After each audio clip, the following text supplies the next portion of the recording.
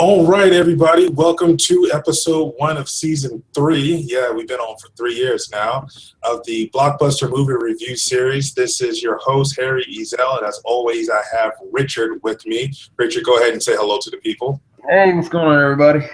Yeah, Richard today is going to be with us in only an audio capacity only, so you only get to see this beautiful mug here for the duration of the show. I'm sorry. I apologize. I know he's a handsome fellow, but you're stuck with me. Just want to remind everybody who's watching the show live that there is a live Q&A. So if you have any questions, go ahead and submit the questions. We'll try to get to all your questions throughout the show. And also, just want to go ahead and apologize. I had some technical difficulties. That's why we're starting a little bit late today. Because earlier, if we would have started on time, it just would have been nobody. Just would have been voices. And so at least you get to see one of us. So today we are talking about Deadpool. And usually I let Richard go ahead and start with the synopsis, but I just wanted to ask the question here. Richard, compare the start of 2016 movies to the start of 2015s real quick. I'm trying to remember what 2015 had in it to start off with. That's the funny thing about it, now that you said it. Exactly. So it must be pretty good. Because at least I can remember this movie. So I mean, this one's going to definitely stand out for some time. Before we get into the review, but I'll give it that much. Exactly. This movie right here was a great way to kick off the Blockbuster movie review. I'm glad this was the first movie we decided to review. Kind of hate that we missed 13 hours. I might go back and do a quick little one-hitter on that because that was a good movie in my opinion to go watch. I didn't see that one, but I heard it was actually decent. Yeah, I mean it's classic Bayhism, but it's actually pretty good. It's actually pretty good. So Richard, go ahead and kick us off. What's your thoughts on Deadpool? Hey man, I'm gonna be honest with you. Like, if Robert Downey Jr. is Iron Man, then Ryan Reynolds is Deadpool. Like, you could almost say that they are completely inseparable. The casting of this movie was great. And the thing about it that I really enjoyed is that they nailed the treatment of the character. There were some moments in the movie that kind of felt like, okay, it's necessary plot stuff. But as far as, is this the Deadpool movie that we have been waiting to see? They nailed it.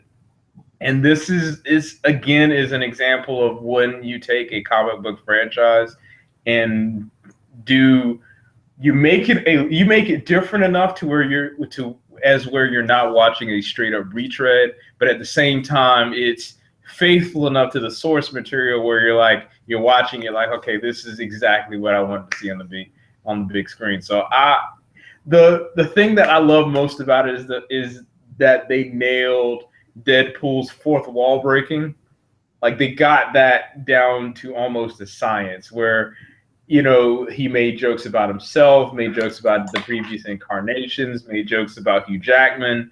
I mean, they just literally threw everything in there. So it was like, that this character is fully aware that he's actually in a movie that was part of a franchise that did not do its own self-justice. So, I mean, I definitely have to say, I recommend seeing it. Do not bring your kids, though. Do not bring your kids. Not kid-friendly. Yeah, it is not at all. Because there were a couple of people that brought their kids, and I'm like, I don't know how you're going to explain this stuff to them, because the comic book character that you think that they know is not the one that you got. Like, you think that it's like this character who's just a wisecracking jerk, when the reality of it is it goes much, much deeper than that. And, this is good. If you have not had the birds and the bees talk to your kids, I feel so sorry for you. Yeah.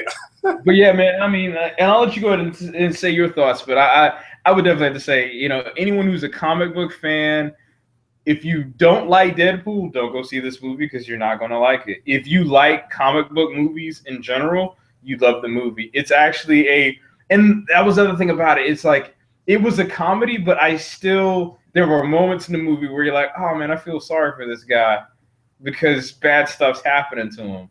So it's all around. It's just straight up. It's all around a good movie, like hands down. A great way to start the year off for sure. Yeah, my thoughts on this movie is that you take Deadpool and there's certain comic book characters that you wish they would make rated R movies for, and Deadpool is definitely on the list. Another one will be Wolverine, just to throw a quick one out there. And you kind of hope that they would get certain things right about the character.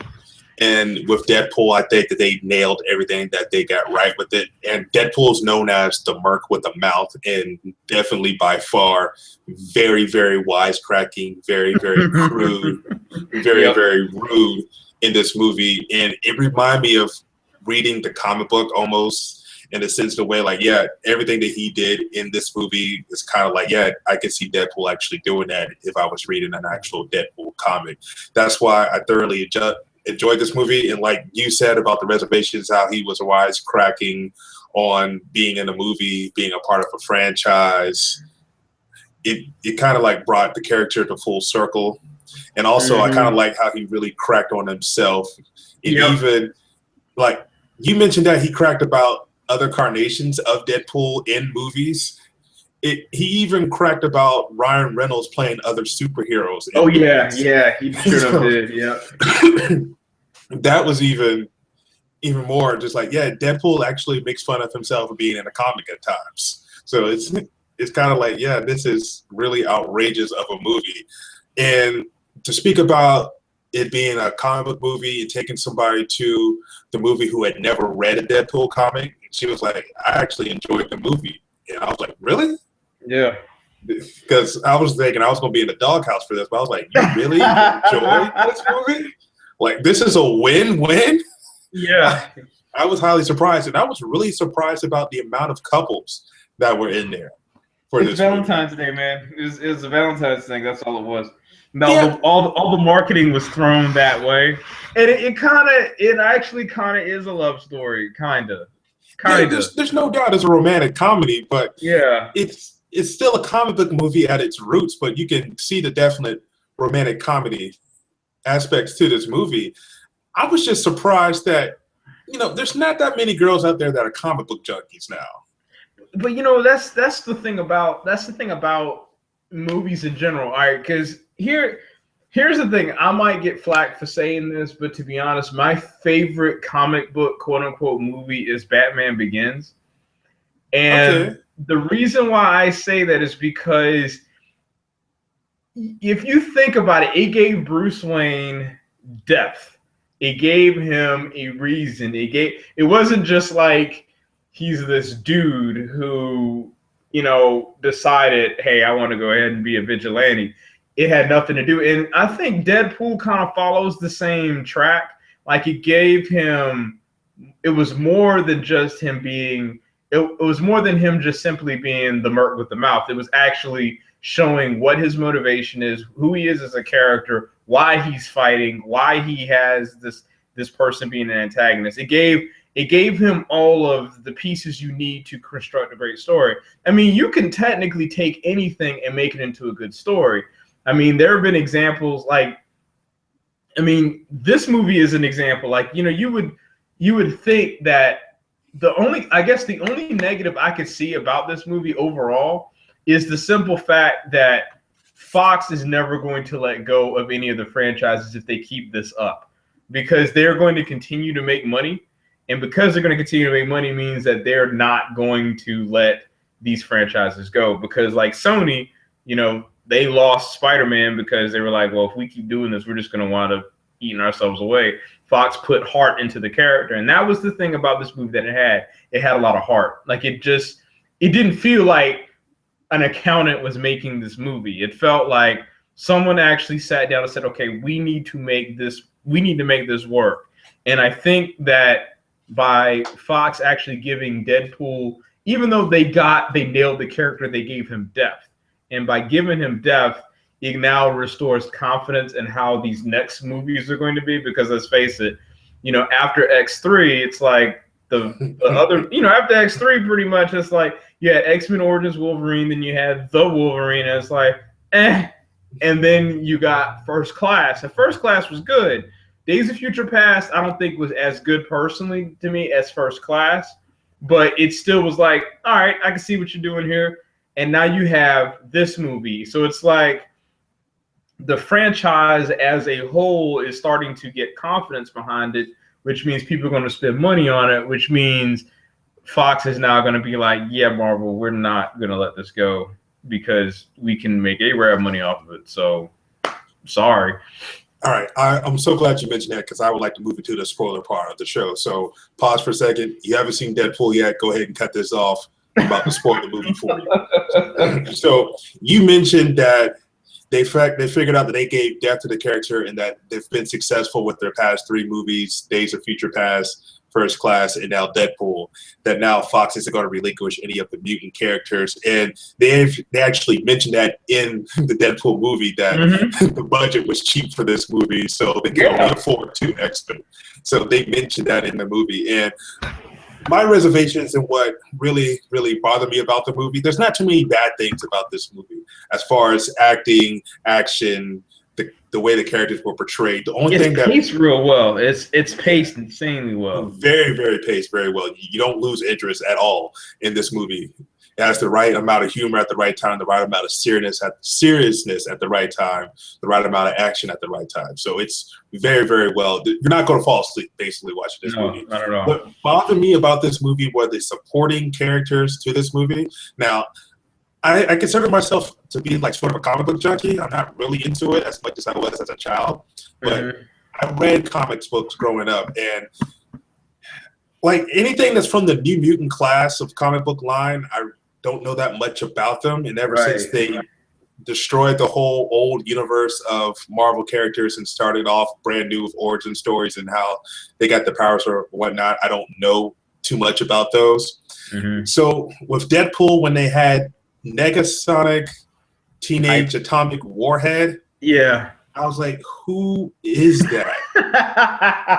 And then the main antagonist was Ajax. I'm like, who is Ajax? And who is Angel? Was it Angel Dust? Angel Wings? Angel Dust. Angel Dust. I'm like, who is this? And I was talking with my sister on Saturday after seeing the movie. I called her up and I was like, yo, who are these mutants that Deadpool was fighting? And she said, yo, I had to look it up, Harry. I didn't know who they were either. And she's like, well, yeah, they're all from the New Mutants X-Men, I think is what she's called, the series. I was like, oh, okay. Like outside of Colossus, I was like, yo, I don't know any of these other mutants. They threw Colossus in there as the one link. Because everybody else was like, I don't know who these people are. And so, and here's the thing. Since I didn't know who those other 3 mutants were, was I upset about it in the movie? Not at all.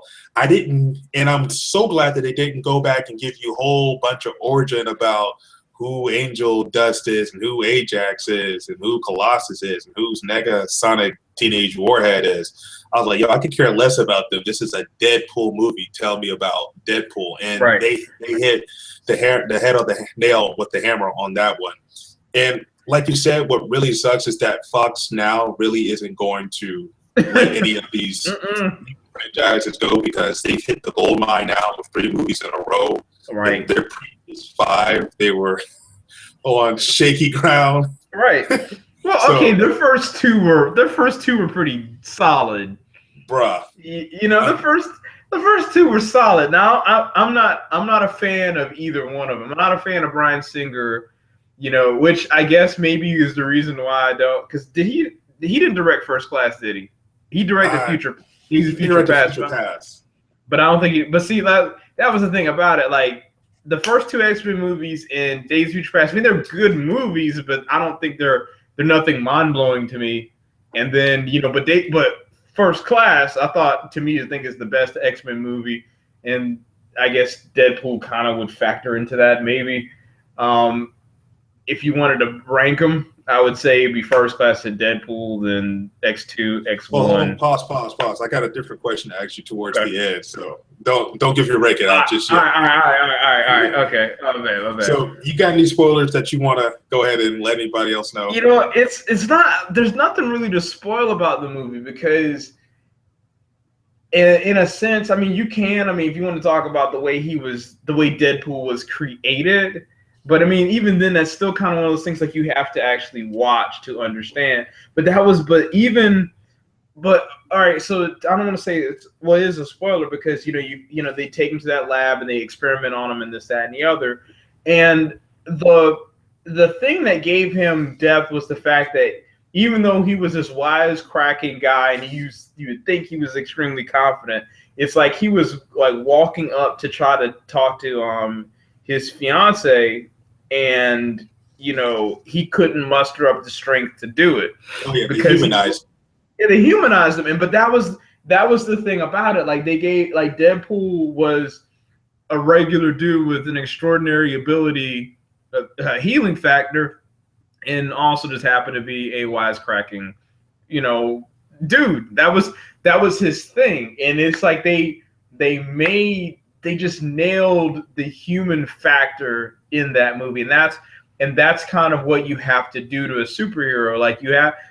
That's why personally I don't think it's like I like Superman, but I think that's the one thing about Superman that is missing. It's like he never has that. Like they have to someone has to die or something, but there's not like that one piece of him to me that makes him like a human. Like even Man of Steel, I thought Man of Steel was a solid movie, but in comparison to another DC character, which was Batman, they always gave him, there's a human element to him that kind of keeps him grounded. Same thing with Iron Man, same thing with Captain America, especially with Thor. I mean, they literally made him a human. So it's like all of these, the things that separate the great superhero movies from the ones that are just, they're all right, is the fact that you have to make these people who are larger than life, have these substantial abilities. You have to make them like just regular people. Like there's have to be a thread of connection to them. So here's my only thing I'm going to say about DC, and we'll talk about DC later on the show, is that DC has a catalog of superheroes that are flying invulnerable bricks that can't die. Right.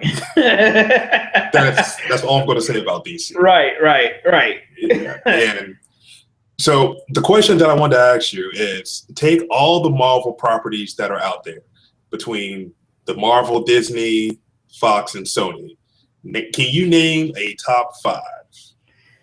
All right. Now, is that collaborative movie or is that movie solo movie team? Because technically, if you think about it, X-Men's a team movie, but they would be in the top 5. Solo and team combined. All right. Okay. Top 5. All right. Top 5, and this is not. I would not say this is in a specific order. Okay.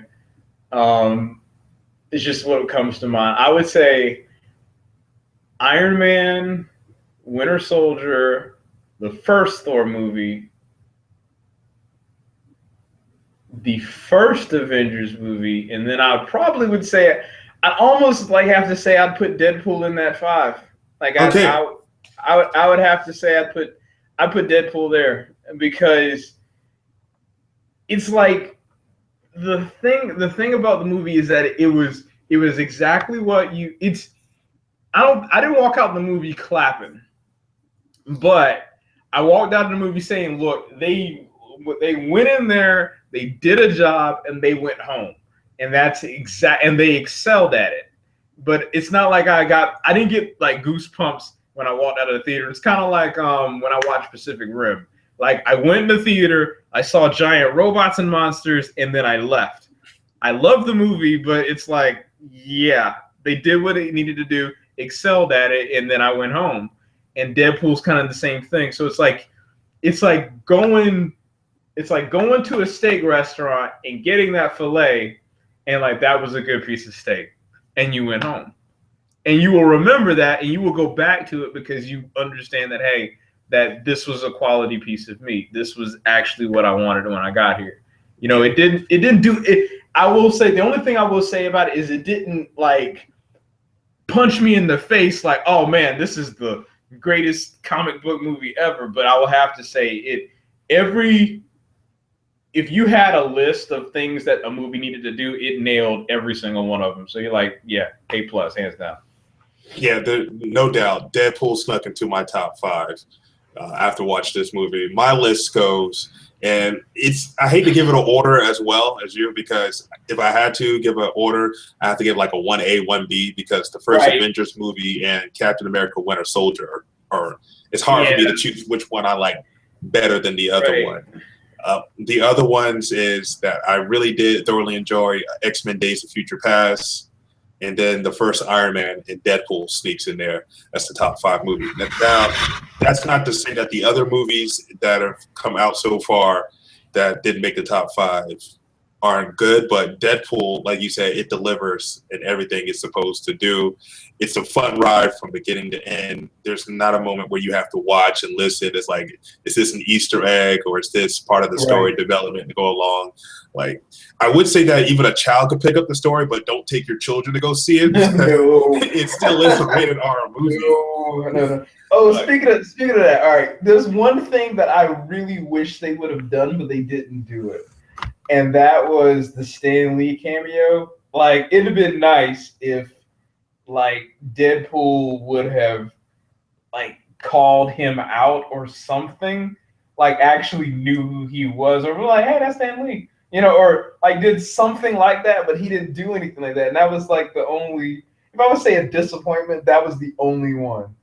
Other than that, I was thoroughly impressed. But that was like, oh, that was the one moment to break the fourth wall, and it would have been like insanely awesome. Yeah. So let's go ahead and let's roll into our rankings and talk about upcoming movies that we want to see. So what would you give this movie? It's early now, so are you going to give it the coveted A? Oh yeah, it's got an A, man. It's got a no, I can't. If I didn't give it an A, I'd have to honestly, because I mean, like, to be honest with you, like, excuse me, I saw Star Wars again about a week or so ago because it was actually going out of theaters. It was which speaking of that, I'll talk about that a little bit later about upcoming movies. But yeah, we went and saw it, and I mean, I've seen Star Wars 4 times technically, Jesus. And the only reason why I've seen it now, I haven't gone like by myself. I saw it like, you know, I saw it like, okay, someone was like, hey, you know, I haven't seen Star Wars. I said, really? And then I go, you know, and that was kind of the reason why. But I still walk out of that movie and I'm like, yeah, it's good. It's a really good movie, but it's like, I think the difference between Star Wars and Deadpool is that my expectations on Star Wars were so high and my expectations on Deadpool were like, but I'm not even factoring that into a grade because there are things about Star Wars that I think, you know, Star Wars I don't think is entirely original. And I'm saying that because of the whole, like, how much it retreads the first movie. Yeah. But Deadpool is an original. It's actually I know it's a treatment of a character, but it's exactly what you wanted the movie to be. So when you walk out of it, you're like, you know what? Everything that Marvel said or Fox said that they were going to do with this movie, they did it. And you know, you have to give Fox credit where credit's due, because that's the only other negative I see, other than the Stan Lee cameo, is that Fox now knows that if we just kind of stick to our guns and actually treat these characters with the proper treatment, they're going to be like making money for no reason. And they're going to look at Marvel like, you're never getting these characters back. Like, I don't think that's ever going to happen. Like, Marvel pretty much, or Disney, is going to have to either pay Fox an insanely large amount of money to make it happen, or they find some partnership very similar to how Sony's doing it with Spider-Man. Because yeah, the last 3 movies have been too good for them not to do that. And then with the new X-Men movie coming, I got a feeling that it's going to be a solid movie. I don't know if it's going to be the greatest thing ever, because like I said, Bryan Singer, I'm not really like a huge fan of him, but yeah, definitely I would say this movie, go see it. Just do not take your kids, because you have to explain a whole lot of stuff about the human anatomy afterwards. But you know, it's definitely a movie I would say if you're a comic book fan, even if you like want to see, it's like you said, man, it's almost like you want to say it's a romantic comedy, because it kind of is. But that's the one thing about when you make a good story, that they made Batman into a crime drama. Yeah, I was about to say Batman was a drama when you mentioned Batman. Yeah. Batman was a crime drama. I mean, like all these other superhero movies, you could say that, but Batman, if you took away the bat suit character-esque piece of it, and you could literally form anything else around it. So it's kind of the same thing with Deadpool. I mean, yeah, Deadpool kind of has its own thing, but if you let's say Deadpool was some unknown character and threw him in there, the movie would still work. Like it's not required to be Deadpool in order to make it work. Oh man, it is raining like crazy right now. But I'm sorry, go ahead. But yeah, definitely, man. I say it's an I would even say it's an A+. Like I don't want to say it is, but I'm gonna say it's an A.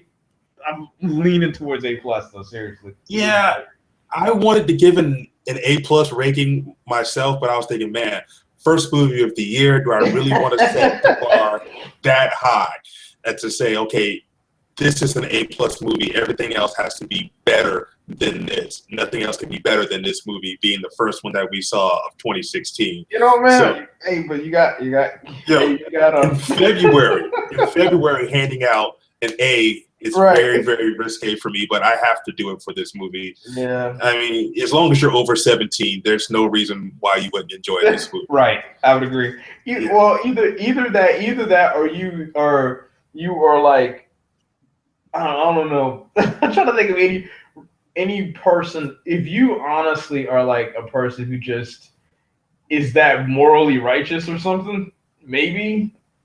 I don't know. I got somebody who wouldn't like the movie. That's one thing I can think. Say what now? A Bible thumper. Yeah, there you go. Yeah, because that's the perfect way to say it. If you thump in the Bible, you would probably not like this movie, but I'm be honest, if you have sensibilities about yourself and you are confident in where you stand on things and you are, it's just a really, really fun ride. But definitely, I'd say it's a great ride. All right, so let's run into some movies we got coming out here in 2016 that I'm excited about. This is, and by no means a complete list, but I was thoroughly impressed with Olympus Has Fallen, and now we have London Has Fallen. I didn't see the trailer for that. Check that one out. Check that out. Actually, check out Olympus Has Fallen as well. I haven't seen that movie either, but I need to, because it's like it looks like it's like total cheese, but it's kind of like, I don't know the best way to think about it. It's like Rod Butler should play one type of character, and that's like a Leonidas type person, and that's basically what Olympus Has Fallen and what London Has Fallen is probably going to be. Hey, well, he's in Gods of Egypt, man. Yeah, no. yeah. I wasn't even going to mention that. I'm still wondering why they're putting that movie out. They should just do like The Interview did, just put it on Netflix and call it a day. Yeah. Also, the more and more I see trailers for this Batman versus Superman movie, I get compelled to watch it. But that second trailer makes me want to see it. I mean, the second trailer, that first one, no, but that second one, yeah. Just watching the trailers and being a big fan of the Frank Miller Dark Knight comic, I'm thinking, because what's the guy's name? Not Zack Snyder. He did the Dark Knight Rises. Richard, help me out here. Inception. Oh, Christopher Nolan. Christopher Nolan, yes. He took Frank Miller's idea and concept and turned it into the big screen, and he did a really good job of it. And now it looks like Zack Snyder is also borrowing from that in the early, because in that Dark Knight Returns, I think is what it's called, that Frank Miller did, Batman and Superman do have a point where they fight and they bump heads. And I'm just thinking, why, okay, Christopher Nolan actually touched on this, did a great job. Zack Snyder, there's no other Batman comic line. I mean, he's been around since the 50s. You can't find another one to touch on. I mean, to me, I don't know. I mean, Batman is one of my favorite comic book heroes. If he's not number one, he's definitely number two. And I hear that Ben Affleck is also going to do a reboot of Batman as well to continue on with this whole Dawn of Justice thing going on. I'm just thinking, no, you got Batman right. leave it alone. I mean, Schumacher almost ruined Batman for everybody, but it got brought back correctly. Just leave it alone. If you don't know what Michael Schumacher did to Batman, watch what was that? Batman and Robin and Batman Forever. And you're just like, oh, that's what he's talking about. Yeah, just Batman should only make cameos from now on. I don't need another Batman reboot. So, I'm sorry, I'm ranting now. No, you're fine. Moving on, the new Captain America movie coming out, Civil War. I don't see how this is not actually the Avengers 3 because all the characters have to go be in it. Pretty much. I'm kind of upset that this movie is only going to be I think a 2.5-hour feature when I think this should be like a 2-part movie, being a fan of the actual comic book series. Kind of upset, as we talked about earlier, Fox isn't releasing any of the mutants in it because Wolverine does play a big part in the Civil War as well. But super excited that Spider-Man's actually going to be in the movie. Thank you, Sony. Moving forward, we also got coming out. I'm not too hyped about this one either. Independence Day 2. Really, I mean, saw the trailer for that and I was thinking, not feeling that as much.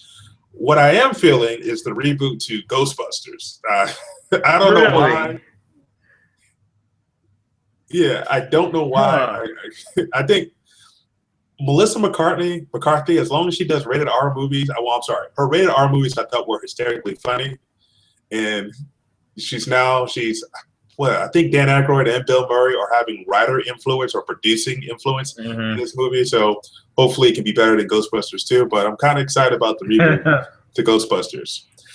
Believe it or not, I'm super excited about the Ninja Turtles 2 movie coming out. You know what, man? It's like, here's the thing about that movie, right? That movie is almost treading the same waters as Deadpool is because it's giving you exactly what you want to see. Now the question is it going to be any good? Because the first movie I didn't think was terrible. I thought it was just okay. But this movie is literally like, you want Krang? We'll give you Krang. You want Technodrome? We'll give you Technodrome. You want Rocksteady Bebop? Krang, Technodrome, Bebop, Rocksteady. Yeah, it's like that's what I was asking about in the first Ninja Turtle movie. It's like, yo, where's the Turtle Van? Where's Bebop, Rocksteady? I'm like, yo. They are like, so that's the thing about it. Like, I'm interested in seeing it. I'm not like uber, because I'm not really a Turtles fan. I think it's definitely a pop culture thing, but I'm not like, ooh, must see Turtles movie. It's kind of like, yeah, I mean, I'll watch it, you know. So it's kind of in that same. It's in a very similar vein. I don't know if you touched on. I don't know if you were thinking about touching on this movie, but it was Hardcore Henry.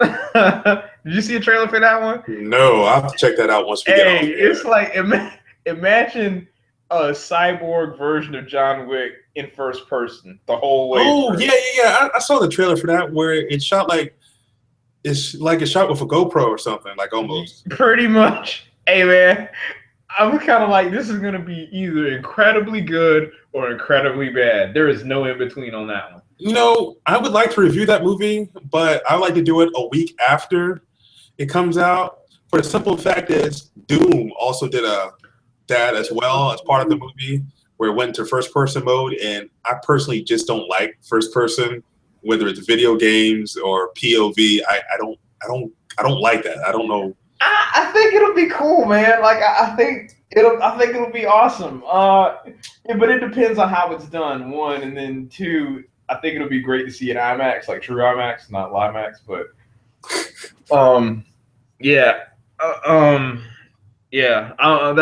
that's kind of one that's on my list that is like not related to anything. But I'm kind of waiting to see. I'm kind of excited to see that one because one of my other friends was like, yeah, man, yeah, I figured you like something like that. So yeah, dude, that looks kind of awesome.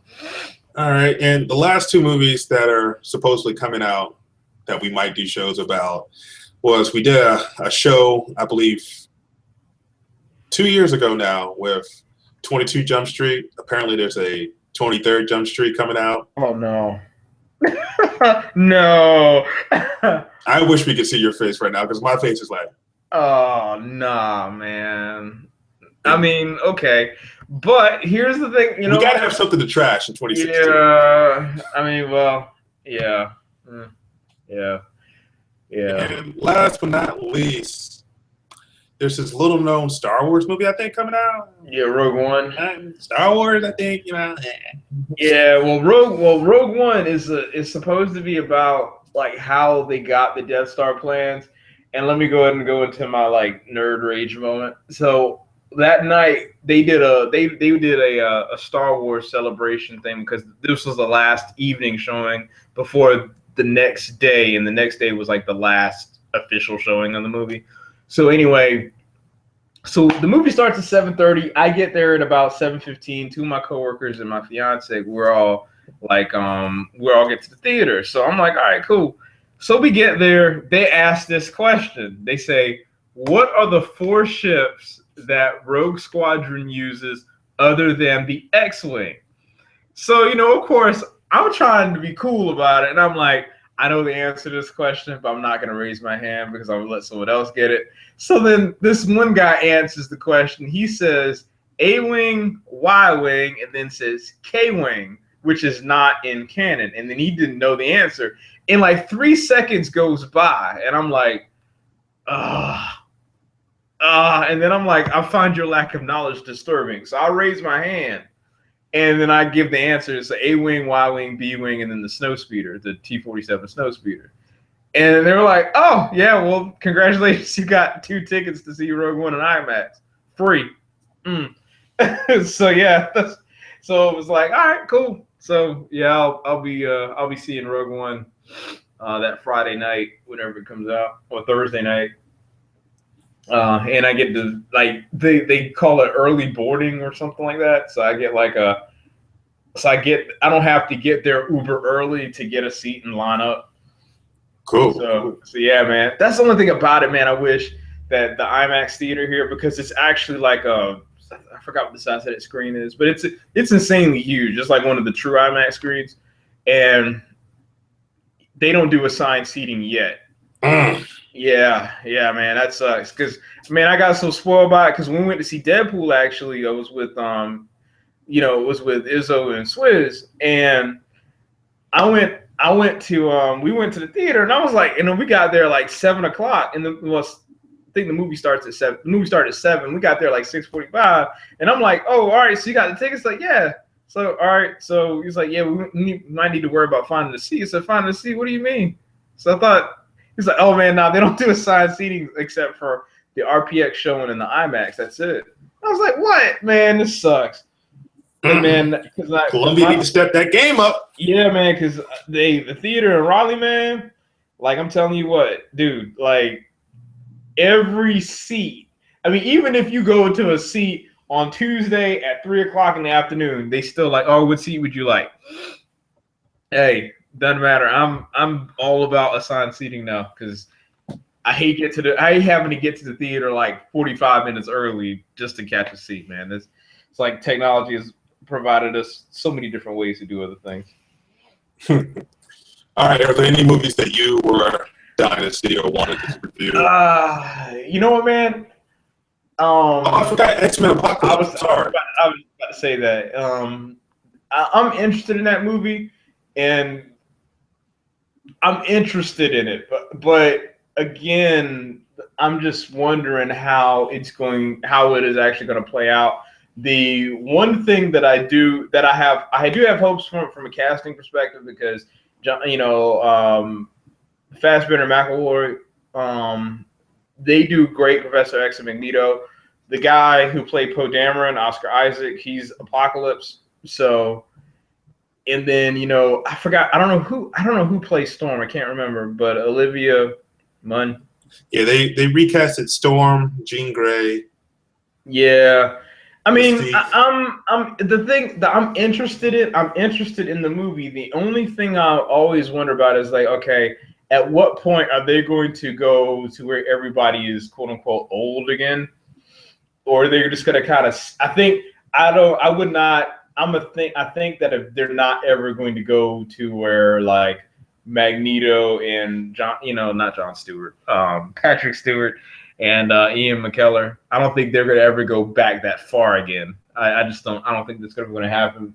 Mainly because, let's face it, they're old, so there's not really a need to even go that route. So they're trying to milk these young ones for their time while they're able to do it and continue to make more active, more.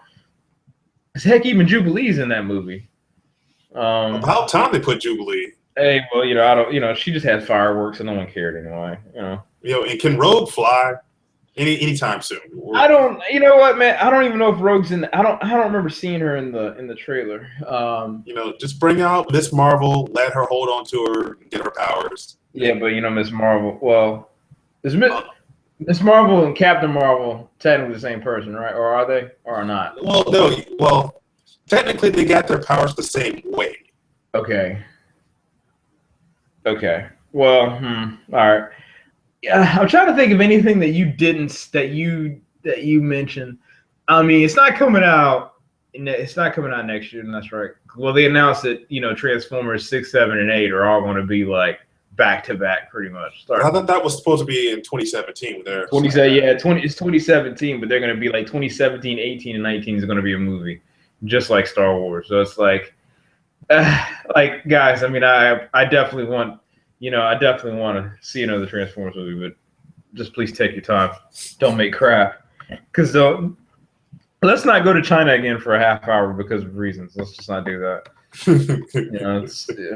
I'm trying to think of anything else, man. Like you pretty much nailed every big one that's coming out. Like, I mean, I know there's something. It's just that Hardcore Henry. That's the one that I'm kind of like waiting in the distance to see how it is. But is there anything? Is the Captain America movie? Is that the only one that's coming out from Disney Marvel? Okay, so supposedly we're going to get a Black Panther movie. Oh, this year. Oh, okay. I haven't seen a release date on that yet, and they're working on a Thor 3 movie, which I don't know if anybody really cares. Oh, Thor Ragnarok? But see, it's Ragnarok, so that could be interesting. And they're talking about like Hulk is supposed to be in that one too. So then you might bring in an element of World War Hulk in there. So it's kind of I don't know. It'll be interesting to see how they'll pull that off, because it's like. I mean, and we all know Bruce left, so I mean, I think they kind of left that open. But yeah, I hope Marvel just gives us a solid villain for this next Avengers movie, because other than Loki, there really hasn't really been. Well, the Winter Soldier, I guess, kinda is, but he's not really a villain anymore. You don't like Ultron? Not really. I mean, I thought he was decent. He wasn't. All right. Okay, think about it. The one thing in the trailer that they did not keep in the movie was where he was like doing that mean square off, talking about there are no strings on me. Like, he didn't actually do it the way that they presented it in the trailer. And it was like, oh, the one moment that you could have had to kind of give him like some character gravitas, and they completely stripped it out. So I think Ultron. The problem with Ultron is Ultron, again, even though I know he's a robot, his motivation really wasn't there. Like, he didn't have the best villains are the ones. Well, let me back up. Two things. Your movie is only as good as your villain, and then your best villains, you have to actually see their point. Like, you don't see Ultron's point. He's just pissed at Tony Stark. The whole movie. That's it. This will be the last thing I'll say. Like, I guess I'm thinking too much of comic book Ultron versus what they did for him. Yeah, I think that's where it is. Yeah, like, it's the same thing, but it's like pretty much he went on the internet for 2 minutes. It was like, oh man, people suck. Let's kill them all. Yeah, because I understood why they couldn't have Ultron do exactly what he did in the comic books, because there wouldn't be any more movies after the Avengers 2. Yeah. So yeah, it's but that's why to be honest, that's honestly why Loki is the only villain in the Disney Marvel franchise that actually is probably a well constructed villain, because Loki has depth. You understand why he's pissed. You kind of can see why he's right. Like you kind of, and even though you hate the villain, you love to hate them. Like there is a certain level of respect that Loki has, despite the fact that he's still doing stuff that's mischievous. You still like, yeah, but I kind of see why he's that way, and it's okay. You know, it's kind of. So yeah, but I think that's it, man, for me. All right. Well, enjoyed it. Thank you for watching the Blockbuster movie review series. This has been our review of Deadpool and upcoming movies that we have for 2016. I am looking very excited into getting into 2016 movies because so far they've been so much better than 2015.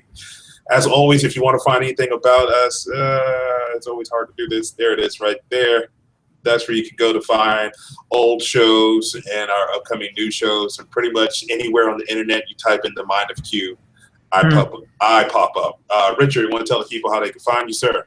Yeah, gplus.2/Optimus124 and also facebook.com/Optimus124. As always, Richard, it's been a pleasure. And until next time, stay classy.